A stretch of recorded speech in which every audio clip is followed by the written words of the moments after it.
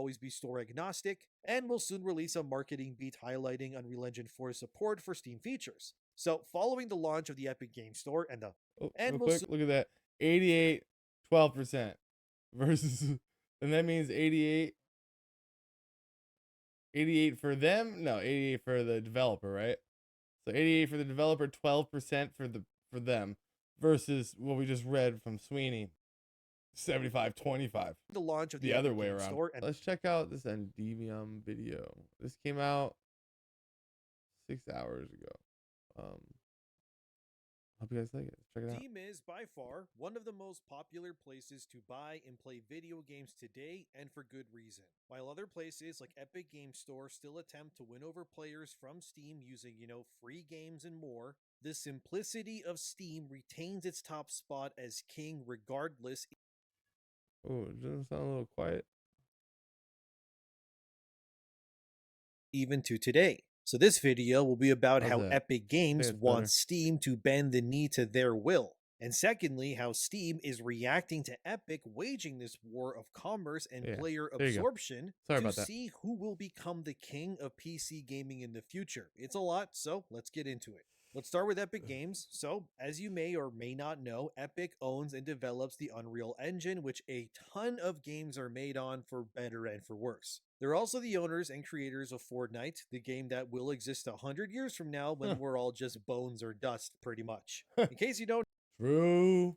know, Epic had a years long feud with Apple over how Apple was imposing a draconian 30% tax on every single thing that was sold via their storefront. Epic and Apple, they went to court over this, and yeah, it was bloody. The reason why this legal battle raged on was because any app or purchase was actually 30% more expensive on Apple's storefronts versus alternatives, effectively meaning that the people selling things were forced to make their games even more expensive on purpose simply because Apple wanted their cut. It was bad for everyone, but Yeah. eventually Epic won the lawsuit, and then Apple had to give in to Epic's demands. This led to their tax being reduced and many applications and developers finally being able to work much more freely within the Apple Store, and also not needing to pay that insane 30% tax rate anymore. Yeah, it was a big win for everyone but Apple. Epic even won a similar case against Google for the same reasons, and Ooh. their store Ooh, I think I know where this is going. I think they're coming for Gavin's fucking 30%, dude. They're coming for his cut. Oh my goodness, dude. too. However, this all still left one last behemoth to be slayed when it came to their taxes and their way of doing things. And that platform that is now in Epic's kill sites is none other than Steam itself. In case you don't know, Steam also had a 30% tax on everything that is sold within their storefront. I said had because they've changed it, but I'll get into that in a bit. But anyways, Ooh, every they already got developer it? would pay this to Valve Gavin's gonna be pissed. anytime their games got sold on that platform. However, they do reduce it based on how well it's doing. As seen here from Google, that tax is reduced to 25% once the game has made $10 million in sales. And then on Steam, it's reduced to 20% when it hits $50 million in sales. After that, it just stays at the flat 20. But $10 million in sales and below, which is where the majority of indie games and more reside in this 30% tax, is, crippling these smaller developers even to this day. So, Tim Sweeney, who's the CEO of Epic Games, would Oh retweet shit. an article that I want to cover in this video. But firstly, here's what he had to say about Steam's 30% tax that is, in his opinion, crippling game I haven't played this game yet. Is it good? Kazan the First Berserker. development in the name of corporate greed. He said, yup, and also big developers and medium sized developers and consumers. Tim reacted to this article essentially believes that the next thing he has to slay, like he did the other two, has to be Steam, and that Steam needs to remove this tax for the betterment of all games in the future. So let's now get into that article now from pushtotalk.com, and it's titled Valve's 30% platform tax is bad for small developers. As it also states, Epic has implemented a 0% fee to sell your game on the Epic's game store for the first $1 million you make as a game developer, which is obviously very much needed, especially for smaller dev studios to keep the lights on and then some. But for Steam, that 30% tax rate is implemented from the get go, meaning your first million sold on Steam, you actually only make $700,000. May sound like a lot, but you gotta know that Steam is it a lot? I think he's probably about to just go into this, but I'm going to speak my point too. But is it a lot considering the level of which people use Steam? And it's like, you're not, like, do you think that you would have made those million sales, that $1 million on another platform versus at Steam? Because that's really where I bet you Steam is ones, backing this up. They're like, hey, man, by all means, go to a different launcher. Do what you got to do. also We'll made be here. $300,000 off of your game anyways by doing pretty much nothing, but allowing you to sell your game on their platform. As Push to Talk states here, once Epic won the lawsuit against Apple, it just opened the floodgates for many things to get sold to Apple users, not only more freely, but cheaper too, because that tax was now abolished.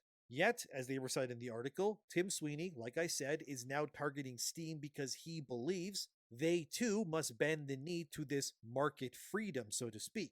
As a major gaming CEO himself, Tim Sweeney wants the playing field to be leveled across the board and believes that what Steam has been allowed to get away with is, in his words, not really right at all. Here's what Tim said once all the way back in 2017, showing just how far this tax has been bothering the sales of games on Steam. Once you factor this all in, as it reads here, This is another game, guys, that I have, but I have not completed, dude. Oh my god, I completed, obviously I've done the original Final Fantasy VII, but not the remake. I haven't completed the remake or the second game. not sure why Steam is still taking 30% of gross. MasterCard and Visa charge 2 to 5% per transaction, and bandwidth is around 0.002 per gigabyte. Basically, Tim is saying that the games being bought and sold on Steam are not really just a 30% tax flat and that's it, but that it's more so somewhere between 32 to even 35% and beyond that, based on the regions, of course. Meaning that these developers are almost having to give away half of the money pretty much that they make per sale on Steam to not just Valve, but outside parties too, before they even see the money from the games that they sold and, of course, worked years on themselves. This is very likely why you've seen other storefronts popping up, kind of like how Ubisoft has their own storefront. And then you have places like Activision Blizzard that will also sell things via Battle.net, which they of course own. These places simply exist for one reason, which is to allow companies like Activision Blizzard or Ubisoft in this case a way to circumvent and sell their games directly to their players. So Yeah, that they don't obviously need to jump through the hoops of paying 30% to but Ubisoft Connect is such a pile of dog crap. Steam plus the 3 or Ugh. 5% on top from various credit cards and then some, and God knows what Hmm. else. They just sell you the game and keep somewhere near 100% of the sale, give or take. This is a big reason why I find PC gaming a little bit weird, because you have effectively your console, which is your PC pretty much, but then your games can be shafted to various other launchers, meaning that not all games can be played in the same place, and once you factor in exclusives and whatnot, it gets even messier. That's how it usually is anyways. These days, it's a little less, of course, but the fact you have Steam and Epic stores, it still kind of does the same thing. Although, in the PC space anyway, it's very obvious that Steam is still the number one place to play. We can all agree on that. And when that place demands 30% on your small indie games when you're almost drowning pretty much to survive as it is, yeah, you can see why Tim Sweeney, and I'm sure many other developers, would want that tax reduced or honestly, Yeah, removed entirely. What's obviously. Obviously, they're the ones having to pay it. extra petty is that in 2017, when Tim Sweeney spoke on how Steam taxes way too much already, Tim then, if you can believe it or not, only got emailed by Gabe Newell himself. But Tim then shared the emails publicly, which honestly, I'm not sure if he did this with Gabe Newell's permission or not, but regardless, he did it anyways. So here's the first part of the email that reads from Gabe that he sent to Tim. Anything we doing to annoy you, we're getting Sean Jenkins' public dumbness might be part of it. Tim Sweeney would answer back, so let me just read you his whole response for clarity. Hi, Gabe, not at all, and I've never heard of Sean Jenkins. Generally, the economics of these 30% platform fees are no longer justifiable. There was a good case for them in the early days, but the scale is now high and operating costs have been driven down. While the churn of new game releases is so fast that the brief marketing or user agreement value the storefront provides is far disproportionate to the fee. If you subtract out the top 25 games on Steam, I bet Valve made more profit from most of the next 1,000 than the developers themselves made. These guys are our engine customers and we talk to them all the time. Valve takes 30% for distribution. They have to spend 30% on Facebook, Google, Twitter, user agreements, or traditional marketing, 10% on the server, 5% on engine. So the system takes 75%, and that leaves Oh my 25% for god. actually creating the game. Worse than the retail distribution economics of the 1990s. Whew. We know the economics of running this kind of 75. That's a fucking. All right. This fella's got a point. service because we're doing it now with Fortnite and Paragon. The fully loaded cost of distributing a under $25 game in North America and Western Europe is under 7% of gross. So I believe the question of why distribution still takes 30% on the open PC platform on the open internet is a healthy topic for public discourse. I mean, Tim has a point, guys. When the Fuck yeah. small and medium sized developers are essentially giving away 75% or more of their revenue from all of these taxes and all of these places, yeah, it doesn't really leave much room to survive. Imagine if you had to give 75% of your income taxed for no other reason than you had to. And then you were told that too bad, you now have to live on 25% of what you made for the entire year. That's you would crazy. pretty much don the V for Vendetta mask and send a train full of bombs to your government, probably. And that's a joke, by the way. Remember. FBI, relax. But anyway, I'm Canadian, so even when I have to pay taxes here, I honestly become the Hulk with how angry I get when I realize how much I gotta send to the useless Canadian government just because I have to, so they can waste my money on their full paid trips to the Hey, Bahamas. welcome, dude. Thanks for the I follow. hate it so much, dude. So look, I get it. If I was making a game myself, pouring my blood, sweat, and tears and my What's gooch up? into it, and then you told me that 75% of what I made was being given to all of these various institutions because they want a nickel and dime me for every sale. Harvey, Yeah, I how's would it going, be bro? livid too. But Tim Sweeney essentially telling Gabe Newell via email that his greed with Steam is ruining modern gaming development, that is crazy. And then a year later, in 2018, the whole Epic Game Store thing would launch, and again, for whatever reason, Tim Sweeney would publicly share his email to Gabe Newell again, which I will read for you now. On December 4th or 5th, Epic will announce a new store hosted at epicgames.com with a publicly announced permanent 88% 12% revenue split. We'll launch on December 6th at the Game Awards with a small lineup of handpicked PC and Mac games. Throughout 2019, we'll open up to support game submission across all major open platforms. It will operate worldwide except China. The store is engine agnostic and features games powered by Unreal, Unity, and internal engines. Unreal Engine will always be store agnostic, and will soon release a marketing beat highlighting Unreal Engine 4 support for Steam features. So, following the launch of the Epic Game Store and the look at that, 88, 12% versus, and that means 88 for them? No, 88 for the developer, right? So 88 for the developer, 12% for them versus what we just read from Sweeney being like, hey, it's fucking 75-25. The launch of the other way around store and the much lower crazy, tax dude. reduction in comparison, Absolutely crazy. Valve would panic in response and then implement a new meta as seen here where they announced it in 2018. Remember how I told you guys they would do 30% on the first 10 million, then lower the taxes down to 20% by 50 million in revenue? Yeah, this was done because of Tim Sweeney pushing the Epic Game Store and their 12-88% revenue split. This was done by Valve to, hopefully, ensure that major developers would not abandon Steam, which obviously in the years since, they haven't. If anything, Steam has actually gotten stronger, and even more publishers like even Ubisoft have begun selling their games on Steam far more frequently than they used to. Just look at Assassin's Creed Shadows and Star Wars Outlaws. Again, though, following this policy change, Tim Sweeney would fire back at Gabe Newell in Steam, and yes, it was public again. I don't know why, but here's what he said. Called Gabe Gavin. That's funny. Right now, you assholes are telling the world that the strong and powerful get special terms while 30% is for the little people. We're all in a prolonged battle if Apple tries to keep their monopoly and 30% by cutting backroom deals with big publishers to keep them quiet. Hey, why not give welcome, all dude. developers a better deal? What better way is there to convince Apple quickly that their model is now totally untenable? This then, as Push to Talk's article cites here, they spoke to an analyst named Matthew Ball, who confirmed that Steam's reduction in Metagamer, taxes to 20% over the $50 million welcome. was a big reason why, to this day, that Steam still continues to dominate. But this Yo, is yo, yo, only yo, yo. because Steam gives bigger tax cuts to the companies who can actually hit that $50 million sale targets pretty easily. Basically, what they're arguing here, and why Tim Sweeney is justifiably so angry, is that Steam is effectively making their marketplace a better place for big developers who can sell big and make lots of money. But they're still making it terrible and suffocating for the little guys who never reach or really get out of that 30% slump.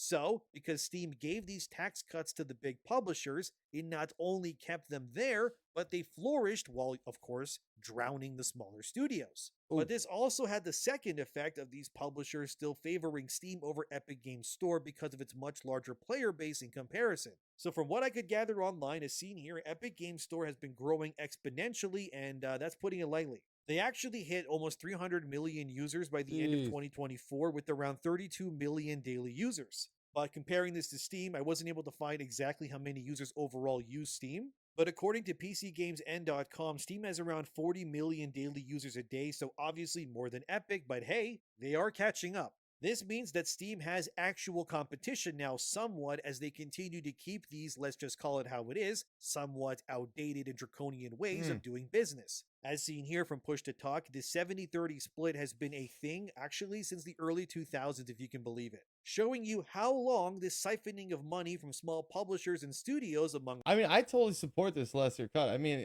Steam is a great application, you know, and they've made a lot of money.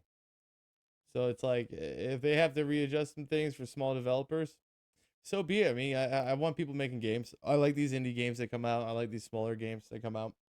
So, I'm on the side of that. You know, I don't want the Steam application to change though, and that's worrisome, right? So if they stop making the money they were making, does that mean we have to give in to like a change? Is that'd be less appealing? Other things.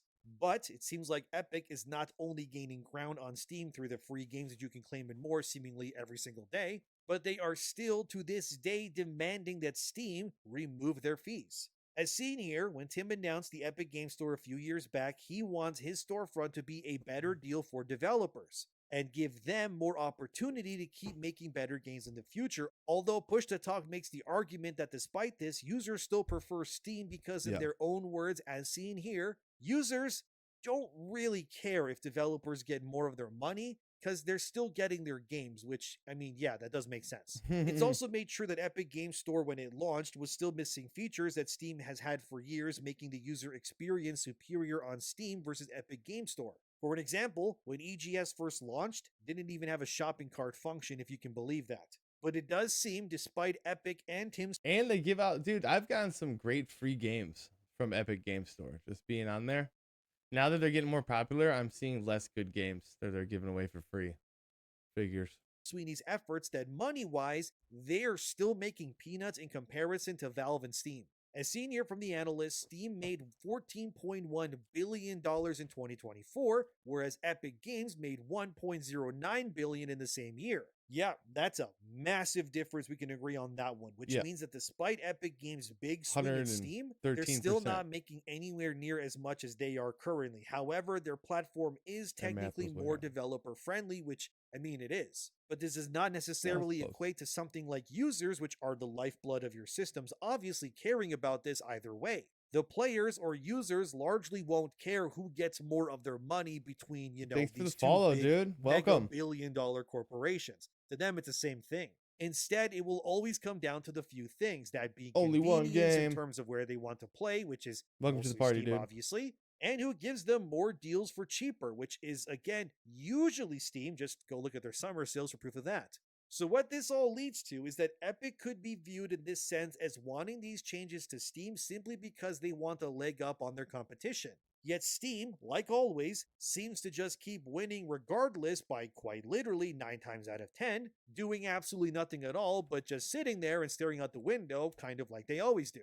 And what Epic is doing is like trying to start maybe like a fourth console that will compete with PlayStation, Xbox, or Nintendo right now in 2025 pretty much. Maybe not the best That looks comparison, really but cool. basically to try to sway people to this other, new platform when people are already pretty much built in and fully integrated into whatever ecosystem they've chosen already. And Steam is obviously the same way. It is like the PlayStation or the Nintendo of the PC marketplace. And any other group or storefront trying to defeat them will have to effectively be giving away like Borderlands 4 for free at launch, pretty much, or something to sway people to their side at this point. Human beings are obviously creatures of comfort after all these days. Once they find what works for them, that's what they do.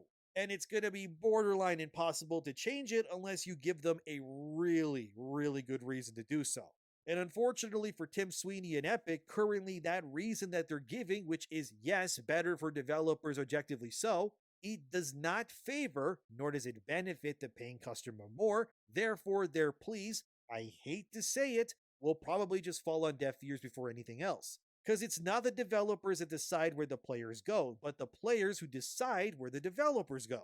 And right now, on PC anyways, that place is resoundingly Steam and Steam forever, True pretty much that. for the rest of time. Sure, EGS will continue to grow, but I still don't see them beating Steam anytime soon. And more so, what Tim Sweeney is proposing here is trying to bend Steam to their will, more so only because it would benefit Epic Games Store before anyone else, pretty much. And the reality is that Steam will likely, as they always do, just sit back in their chair and just say, nah, we're good, and just keep raking in billions without lifting a finger like they always do. And while Epic did move the needle, I mean, credit where it's due by forcing Steam to somewhat change their policies, it is not the absolute win they were hoping for like they had with Apple and then some. I guess my question to you is this then. What would Epic Games Store need to do, in your opinion, to make themselves more desirable for you as a player or customer to even consider leaving Steam forever? Would it be more free games, cheaper games at release? What would make you do it? Or are you just not interested at all? Do you think that Tim Sweeney is just delusional to think that they can win this war against Steam, or will Epic come out in the top in the end?